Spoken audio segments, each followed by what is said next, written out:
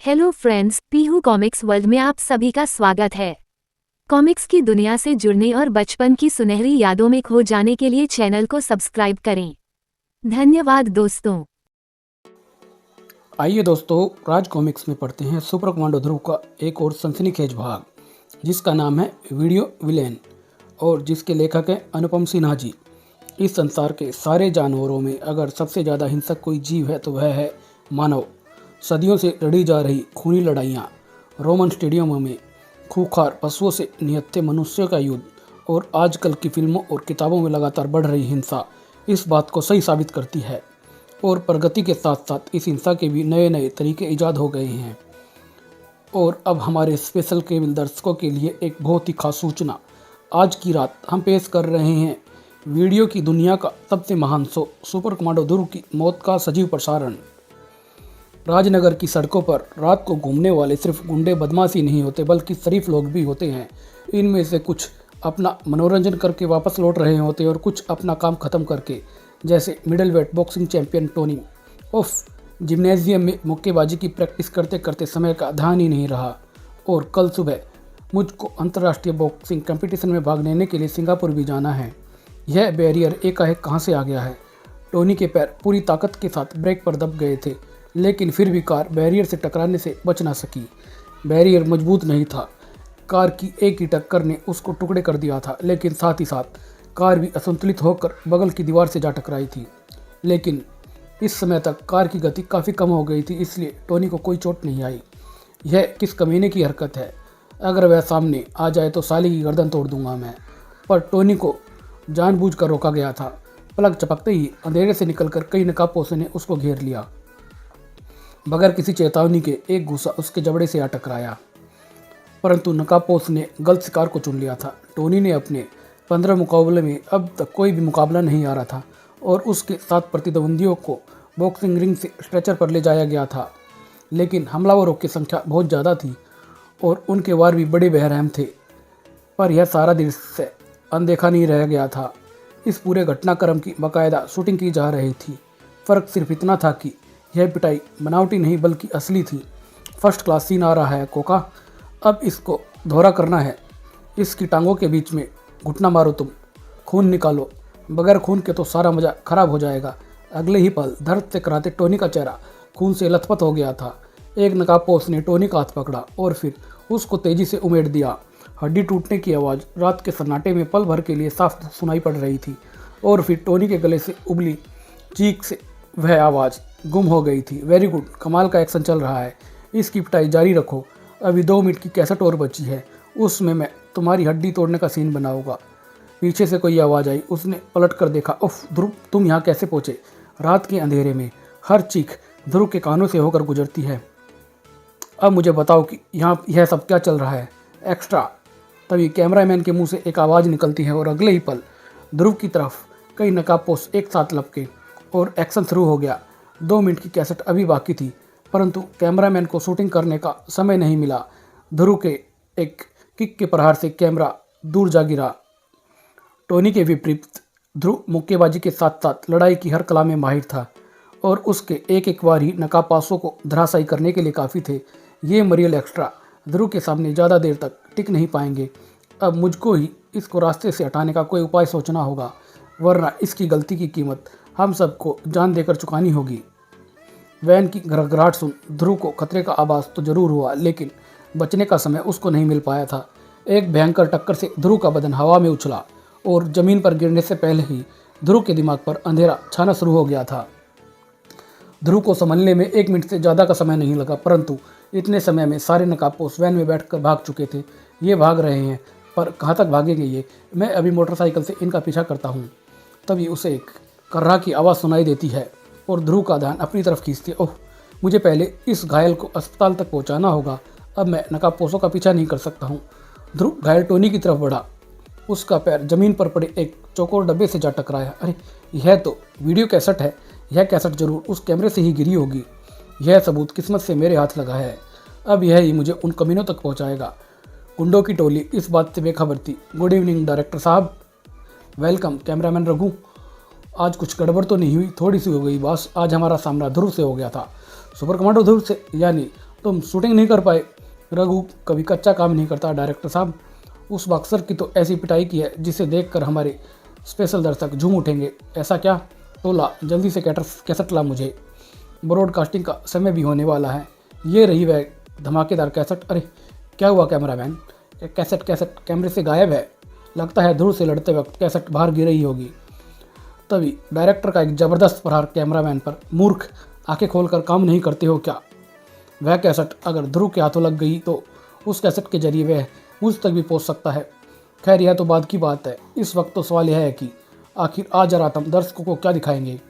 मैं अभी उस कैसेट को वापस मंगाने का इंतजाम करता हूँ, करो, वरना आज हमारे दर्शक टोनी की बजाय तुम्हारी पिटाई देखेंगे। इसी वक्त एसपी सिटी के बंगले पर अजीब चक्कर है ध्रुव। यह इस तरह का नौवा केस है। इस केस में नकाबपोशों ने एक आदमी को बुरी तरह से मारा पीटा है पर लूटा नहीं है। यह तो मुझे आज तक पता ही नहीं था कि इस घटनाक्रम की वीडियोग्राफी भी होती है, पर यह क्यों कर रहे हैं यह तो मुझे भी नहीं पता। एसपी साहब, इस सारे घटनाक्रम को यही रोकना होगा, वरना इस शहर में शरीफों का बाहर निकलना मुश्किल हो जाएगा। इस कैसेट को हम फिर से देखते हैं, शायद इसमें कोई सूत्र हमें मिल जाए। उसका समय नहीं है प्यारे, क्योंकि हम नई कैसेट सिर्फ 4 घंटे के लिए ही देते हैं। अब मैं कैसेट वापस लेने आया हूँ। कौन हो तुम? यहाँ अंदर तक कैसे पहुँचे? सिपाहियों ने तुम्हें रोका क्यों नहीं था?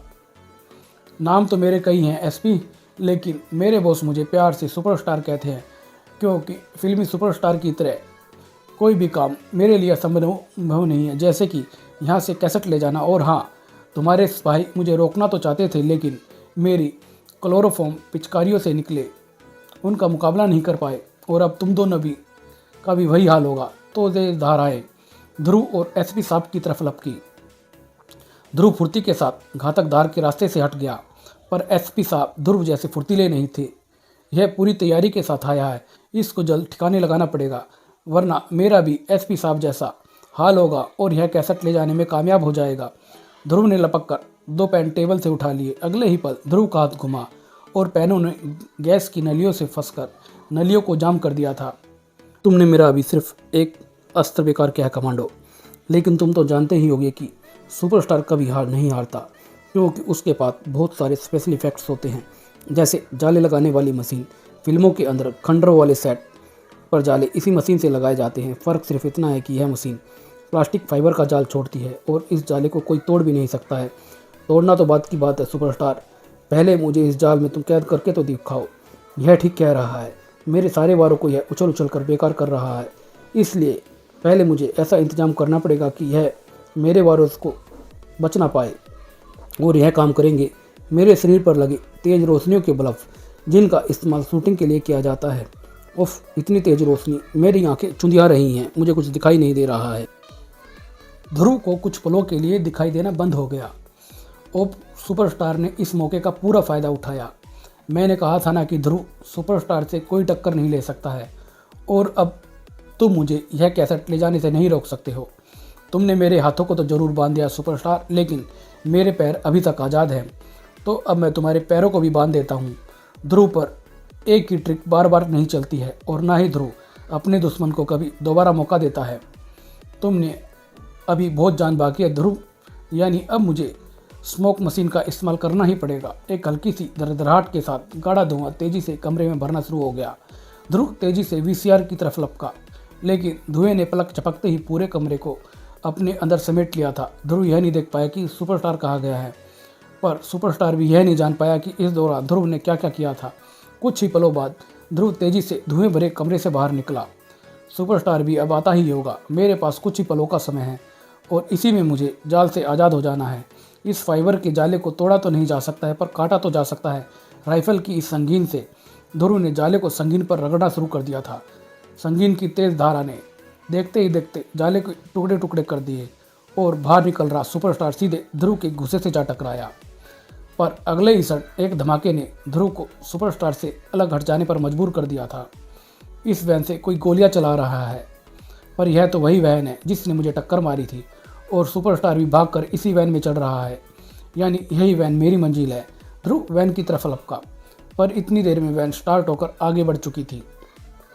ध्रुव सिर्फ मिरर में ड्राइवर की शक्ल देख पाया, और फिर वैन धूल का गुब्बारा उड़ाती हुई नज़रों से ओझल हो चुकी थी। 1 घंटे बाद किसी गुप्त स्थान पर यस जोरावर जी, आज हम कुछ कारणों से अपना नया कैसेट नहीं दिखा पाए।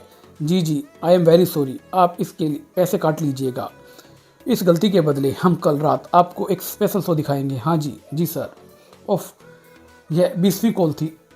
अगर अभी भी वे मसूद कैसेट लेकर नहीं आए तो तभी उसे पीछे से आवाज़ सुनाई देती है, डायरेक्टर साहब, हम कैसेट लेकर आने में कामयाब हो गए हैं। शाबाश, मैं जानता था कि सुपरस्टार के सामने तो ध्रुव भी टिक नहीं पाएगा। इस बार तो कोई गड़बड़ नहीं हुई।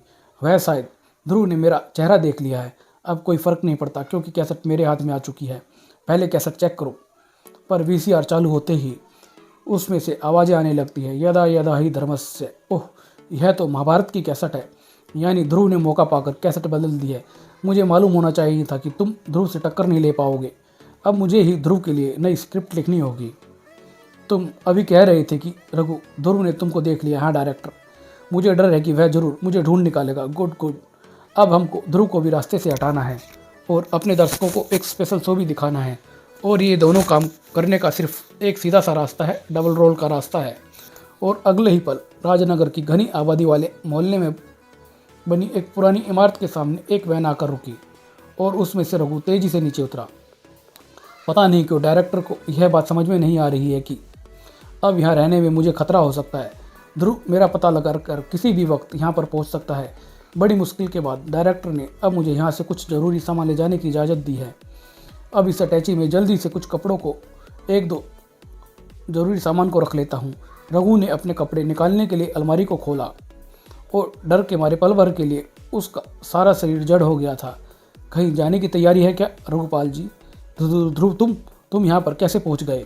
पुलिस स्टेशन के रिकॉर्ड में तुम्हारा पता बहुत साफ अक्षरों में लिखा है और पते के ऊपर तुम्हारी बदसूरत शकल की एक फ़ोटो भी लगी हुई है। और अब यह पुलिस रिकॉर्ड में दर्ज भी किया जाएगा कि सुपर कमांडो ध्रुव की लाश भी इसी पते पर मिली थी। रघु के हाथ में एक पिस्तौल चमक उठी, पर ट्रिगर दब जाने से पहले ही पिस्तौल हवा में उड़ गई थी। चंडिका, तुम यहाँ कैसे?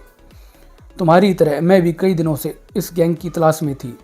हर अपराध में इन लोगों ने एक ही वैन का इस्तेमाल किया। उसी का पीछा करते करते मैं यहाँ तक पहुँच चुकी और अब यह हमको अपने पास तक पहुँचाएगा। बोल, कहाँ पर है तेरा अड्डा? मैं कभी नहीं बताऊँगा। जब तक नहीं बताएगा तब तक ऐसे ही मार खाता रहेगा तू। रुको, बताता हूँ। हमारा अड्डा 13 वर्ले रोड पर है। कभी पकड़े जाने पर डायरेक्टर ने मुझे यही पता बताने को कहा था। तुम बहुत समझदार हो रघु। ध्रुव, तुम तुरंत इसके बताए पते पर पहुँचो, वरना कहीं हमारा शिकार वहाँ से फुट ना ले। मैं इसको पुलिस स्टेशन में छोड़कर और पुलिस पार्टी को लेकर वहाँ पर पहुँचती हूँ। ओके चंडिका। अगले ही पल भयभीत रघु को लेकर चंडिका हवा में तैर गई थी और इसी पल एक धमाके के साथ चंडिका के हाथ की मजबूत डोर 2 टुकड़ों में बट गई थी और चंडिका और रघु के शरीर नीचे की तरफ गिरने लगे थे। ध्रुव जब तक पूरा मामला समझकर घटनास्थल तक पहुंच पाता। उफ, इस हमले से तो यह रघु के साथियों की हरकत लगती है। धूल का गुब्बारा उड़ाती गाड़ी एक बार फिर उसको मात दे गई थी। हे भगवान, यह क्या हो गया? चंडिका दुश्मनों के हाथों लग गई है। लेकिन ये गुंडे चंडिका को लेकर तो अपने अड्डे पर ही जाएंगे और उस अड्डे का पता रघु मुझको पहले ही बता चुका है। ध्रुव की मोटरसाइकिल तूफान की सी रफ्तार से वर्ले रोड की तरफ बढ़ रही थी, लेकिन रघु के बताए पते पर एक और आश्चर्य उसका इंतजार कर रहा था। हाँ साहब, मुझे पक्का पता है कि यही 13 वर्ले रोड है। यह खाली प्लॉट, यानी रघु ने मुझे झूठ बोला है। उफ, 1 मिनट रुको। इस पत्थर के नीचे दबा कागज एकदम नया लग रहा है, जैसे कि अभी अभी रखा गया हो। शायद इसको यहाँ पर मेरे लिए ही रखा गया है। ध्रुव का सोचना एकदम सही था। कागज पर लिखी गई चिट्ठी उसी के नाम थी। चंडिका हमारे कब्जे में है। अगर उसे बचाना चाहते हो तो आज रात 9 बजे सुसाइड पॉइंट पर पहुंच जाना अकेले, वरना चंडिका की लाश पाओगे। डायरेक्टर, दुश्मन बहुत चालाक और सतर्क है। उसको पता था मैं और चंडिका रघु के पीछे लगे हैं और उसने अपनी योजना पहले से ही बना रखी है। यह तो पक्का है कि दुश्मनों ने मेरे लिए कोई खतरनाक जाल बिछा रखा है, पर चंडिका को बचाने के लिए मुझे इस जाल में फंसना ही पड़ेगा। घर पहुंचकर भी ध्रुव का दिमाग चंडिका में ही उलझा हुआ था। अभी अंधेरा होने में काफ़ी समय है। तब तक वे गुंडे ना जाने चंडिका का क्या हाल करेंगे। कहीं उस पर शूटिंग ना चल रही हो। उफ, ये क्या हो गया है? कुछ सोच रहे हो ध्रुव? तुम्हारे चेहरे पर तो परेशानी भी झलक रही है। क्या हुआ? चंडिका का अपहरण हो गया नताशा। अभी 1 घंटे पहले मेरी आंखों के सामने उसका अपहरण कर लिया गया है। चंडिका का अपहरण पर क्या कह रहे हो? समझी, पर इस वक्त वह है कहाँ पर? किन लोगों ने उसका अपहरण किया है, यह मैं तुमको नहीं बता सकता नताशा। किसी को नहीं बता सकता हूँ, वरना चंडिका की जान खतरे में पड़ जाएगी। यह लड़ाई मुझे अकेले ही लड़नी पड़ेगी। नताशा सिर्फ खामोशी से ध्रुव की तरफ देखती रही, पर उसके चेहरे से साफ जाहिर था कि वह कोई योजना बना रही है। सुसाइड पॉइंट कभी लवर पॉइंट्स के नाम से जाना जाता था, क्योंकि यहाँ पर बने रेस्टोरेंटों में प्रेमी एक दूसरे से मिलने आते थे। पर जब से निराश प्रेमियों ने चोटी से कूदकर आत्महत्या करनी शुरू की है, तब से इसका नाम सुसाइड पॉइंट पड़ गया है। सरकार ने इस इलाके को प्रतिबंधित क्षेत्र घोषित कर दिया है और अब तो आलम यह है कि रात के समय चिड़िया तक इस चोटी पर बैठने से घबराती है। पर कुछ लोग तो डर का नाम तक नहीं जानते हैं, खास तौर पर जब तब उनके किसी दोस्त की जान दांव पर लगी हो। ओह, तुम आ गए हो, ध्रुव को पीछे से आवाज़ सुनाई देती है। वेलकम मिस्टर ध्रुव, अपनी नई फिल्म के मुहूर्त पर डायरेक्टर तुम्हारा स्वागत करता है। चंडिका कहाँ पर है डायरेक्टर? तुम्हारी चंडिका तब तक तो सुरक्षित है कमांडो, पर तुम्हारी एक गलत हरकत उसकी ज़िंदगी को एक झटके में छोटा कर देगी। तुम आखिर चाहते क्या हो? कौन हो तुम? अच्छा सवाल है। कम से कम मरने से पहले अपनी मौत को देख तो लेना चाहिए तुम्हें। आज से 3 साल पहले फिल्मी दुनिया में एक नया डायरेक्टर आया था, सुरेंद्र दत्त उसका नाम था। उसने कई साफ सुथरी और कलात्मक फिल्में बनाई। पत्रिकाओं ने उसकी खूब तारीफ की, उसकी फिल्मों को राष्ट्रीय पुरस्कार भी मिले। पर उसकी सारी फिल्में फ्लॉप हो गई, क्योंकि दर्शक अच्छी फिल्मों के बजाय हिंसा से भरी फिल्में देखना चाहते थे। फिर एक दिन ऐसा आया जब सुरेन के पास रोटी खाने तक पैसे नहीं थे, और उसी दिन सुरेन ने इसी चोटी से छलांग लगाकर आत्महत्या कर ली थी। मुझे मालूम है यह खबर तो हर अखबार में छपी थी, पर इस कहानी से तुम्हारा क्या संबंध है? इस कहानी का सच सिर्फ मैं जानता हूँ। यह खबर झूठी थी। सुरेंद्र दत्त उस दिन मरा नहीं था, वह अब तक जिंदा है। ओह, तुम सुरेंद्र दत्त हो? हाँ, मैं। अच्छी फिल्में फ्लॉप होने के बाद मैं समझ गया था कि इस देश के सारे फिल्मी दर्शक हिंसा के पुजारी हैं, और मैंने उसी वक्त तय कर लिया कि हिंसा की दीवानी इस दुनिया को उनके स्वाद की ही फिल्में मैं दिखाऊंगा। और फिर मैंने असली हिंसा वाली फिल्में बनानी शुरू कर दी थी। पर तुम्हारी फिल्में देखता कौन है? इस महानगर में ऐसे हजारों लोग हैं जिनको फिल्मी हिंसा पसंद नहीं आती है, क्योंकि यह सभी जानते हैं कि वह एक नकली नाटक होता है। मैंने उन दर्शकों को ही अपनी फिल्में केवल टीवी के जरिए दिखाता हूँ। ऐसी एक एक फिल्म से मुझे लाखों की कमाई हो जाती है, पर आज की फिल्म मुझे एक ही झटके में 10 गुना अमीर बना देगी। ऐसी कौन सी फिल्म बनाने जा रही हो तुम? उस फिल्म का नाम है सुपर कमांडो ध्रुव की मौत, और मैंने इसके स्पेशल सीधे प्रसारण की खास व्यवस्था की है। अब शूटिंग शुरू होती है। Ready, scene 1, final take. इस आवाज़ के साथ ही चारों तरफ कई तेज रोशनियाँ एक साथ चमक उठी। कैमरा स्टार्ट हो गया और कई मोटरसाइकिलें तेज रफ्तार से ध्रुव की तरफ लपकी। ध्रुव के पास अब कुछ सोचने का समय नहीं था। समय था तो सिर्फ अपना बचाव करने का, और साथ ही साथ वार करने का। राजनगर के कई घरों में यह सीधा प्रसारण डायरेक्टर के स्पेशल केबल टीवी के जरिए देखा जा रहा था और सराहाया भी जा रहा था। वाह, आज तो डायरेक्टर ने पैसे वसूल करा दिए हैं। असली लड़ाई तो हम रोज ही देखते हैं, पर ध्रुव की असली लड़ाई, और वह भी सजीव। मोटरसाइकिल के पहियों से उड़ती धूल ध्रुव की आंखों में आ पड़ी, और ध्रुव अपने कंधे की तरफ लपक रही चैन को देख नहीं पाया था। ध्रुव के संभल पाने से पहले ही लोहे की एक छड़ उसके सिर से जा टकराई। ध्रुव नीचे जमीन पर जा गिरा और मोटरसाइकिलें उसको कुचल देने के लिए आगे बढ़ी, पर ऐसा नहीं हो पाया। 2 मोटरसाइकिल सवार एक ही बार में धराशायी हो गए थे, और उसी पल ध्रुव का शरीर हवा में उड़ा और उसके पैर चलती मोटरसाइकिल पर जा टिके। ध्रुव ने अपने शरीर को एक झटके से हल्के से कोण में मोड़ा, और मोटरसाइकिलें अपना रास्ता बदलकर वापस मुड़ चली थी। एक पल बाद 2 और मोटरसाइकिलें धराशायी हो गई थी। अब सिर्फ 2 नकाबपोश और बचे थे, और उनके लिए ध्रुव को कुछ करने की जरूरत ही नहीं थी। ध्रुव का काम मोटरसाइकिल ने खुद कर दिया था। एक लड़ाई खत्म हो चुकी थी, पर कमाल का एक्शन करते हो यार ध्रुव, जवाब नहीं है तुम्हारा। इंटरवल तक के सारे सीन हो गए हैं, अब जरा क्लाइमैक्स की भी शूटिंग कर ली जाए, क्योंकि उसी में तो दर्शक तुम्हारी मौत देख पाएंगे। और क्लाइमैक्स होगा फाइट मास्टर गुनोला से तुम्हारी रस्से पर लड़ाई। फ़र्क सिर्फ इतना होगा कि गुनोला की कमर में रस्सा बंधा होगा और तुम्हारी गर्दन में रस्सा बंधा होगा। सर सिर्फ यह है कि तुम गुनोला से जीतने की कोशिश कतई नहीं करोगे, यानी हर हाल में मेरी मौत निश्चित है। पर अगर मैं इस एक तरफा लड़ाई से इनकार कर दूं तो चंडिका की खोपड़ी में एक छेद हो जाएगा। ध्रुव के सामने कोई रास्ता नहीं था सिवाय उस लड़ाई के लड़ने के जिसका अंत पहले ही तय हो चुका था, और यह अंत था ध्रुव की मौत। हर आंख ध्रुव और गुनोला की लड़ाई पर टिकी हुई थी। किसी का भी ध्यान चंडिका और उसके पहरेदारों की तरफ नहीं था, जहाँ पर एक नया सीन चल रहा था। पर 1 मिनट बाद जब एक गार्ड का ध्यान उधर गया तो सब कुछ पहले जैसा ही था। गुनोला के वारों से खींच उठे ध्रुव के हाथ चल पड़े। गुलेला को पेशेवर कुश्ती में कई सालों का अनुभव था। ध्रुव के वारों को पहले ही भाप लेना उसके बाएं हाथ का खेल था। उफ, इसमें तो चीते जैसी फुर्ती है और सांड जैसी ताकत है। और यह रस्से पर जिस तरह से उछल रहा है उससे मुझे असंतुलित होकर नीचे गिरने में ज़्यादा देर नहीं लगेगा और नीचे गिरते ही मुझको फांसी लग जाएगी। इसलिए सबसे पहले गर्दन में बंधी रस्सी का इंतजाम करना होगा मुझे। गुनोला का फरसा ध्रुव की गर्दन काट देने के लिए घुमा और साथ ही साथ ध्रुव हवा में उछला। फरसे का तेज फल मजबूत रस्से को सूत की तरह काटता चला गया था। गुस्से से झुल्लाकर गुनोला ने फरसे को फिर घुमाया और रस्सी का एक लंबा टुकड़ा ध्रुव के हाथों में आ चुका था। गुनोला ने खुद ही ध्रुव के हाथों में एक हथियार दे दिया था। वह समझ ही नहीं पाया कि कब ध्रुव ने उसके हाथों को रस्सी से बांधकर फरसा अपने हाथों में ले लिया। हाथ बन जाने के बाद गुनोला के लिए रस्सी पर अपना संतुलन बनाए रखना असंभव हो गया था और एक हल्के से धक्के से ही उसका शरीर अधर में झूलने लगा। यह क्या? मैंने तुमको पहले ही बता दिया था कि तुमको गुनोला से जीतना नहीं है। अब मैं चंडिका को ख़त्म। यह झगड़ा तुम्हारे और मेरे बीच का डायरेक्टर, इसमें चंडिका का क्या कसूर है? चंडिका को छोड़ दो। हाँ, चंडिका को तो मैं छोड़ ही दूंगा, क्योंकि यह चंडिका नहीं है बल्कि चंडिका के डबल रोल्स में मेरी एक्ट्रेस रिपी है। हा। क्या यह असली चंडिका नहीं है? नहीं कमांडो, तुम्हारी फाइल पढ़ने के बाद मुझे पता चला कि असली चंडिका को तुम खुद भी नहीं जानते हो, पर उसके लिए तुम जान भी दे सकते हो। बस मैंने फिर इसी पर स्क्रिप्ट लिख डाली। रघु के फ्लैट में तुम्हारे मिलने वाली चंडिका सिपी ही थी, पर इस बारे में तुमको मेरे जाल में फंसा लिया। देखा ना मैं कितनी ज़ोरदार स्क्रिप्ट लिखता हूँ। नहीं, तुम झूठ बोल रहे हो। मैं तुमको अभी सबूत दिए देता हूँ। रिपी, चंडिका का मेकअप उतार दो। पर तभी रिपी अपने आप मेकअप नहीं उतारेगी।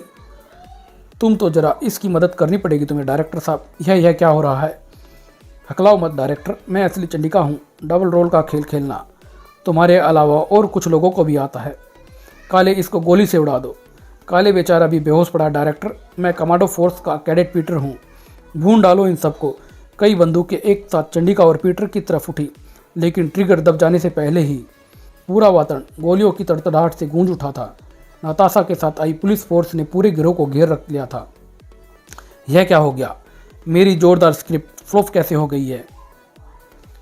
यह सब तेरा किया हुआ है। मैं तुझे जान से ख़त्म कर दूंगा। गुस्से से काँप रहा डायरेक्टर यह भूल गया था कि ध्रुव अब तक रस्से पर ही खड़ा है और वह रस्से पर नहीं चल सकता है। एक झटके से डायरेक्टर का शरीर सैकड़ों फीट नीचे बहते पानी की ओर गिरने लगा। डायरेक्टर सुरेंद्र दत्त की मौत की झूठी खबर 3 साल बाद सच हो गई थी और ध्रुव कैमरे की तरफ घूमा। हिंसा के दीवाने दर्शकों ने देख लिया कि हिंसा का आखिर क्या अंजाम होता है। हिंसा आज आपको कुछ देर की खुशी देती है, पर कल यही खुशी आपकी जान की दुश्मन बन जाएगी।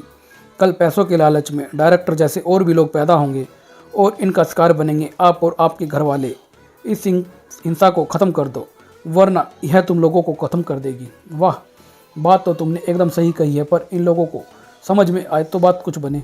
पर तुम लोग यहाँ तक कैसे पहुँचे? तुम्हारा पीछा करते करते नताशा हम लोगों को यहाँ तक लेकर आई थी, पर तुम लोगों की इस हरकत से चंडिका की जान खतरे में पड़ सकती थी। मान लो अगर वह रिपी ना होकर चंडिका होती तो वह असली चंडिका हो ही नहीं सकती थी ध्रुव, क्योंकि जिस वक्त तुम घर में मुझसे बात कर रहे थे उस वक्त श्वेता यानी चंडिका गैराज में गाड़ी पार्क कर रही थी। यह बात तुम इतने विश्वास के साथ कैसे कह सकती हो नताशा?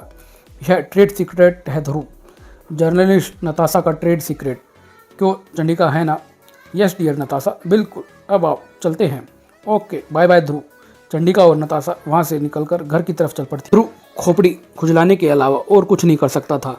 वह धीरे धीरे समझ रहा था कि कुछ रहस्य ऐसे हैं जिनको ध्रुव भी नहीं सुलझा सकता है।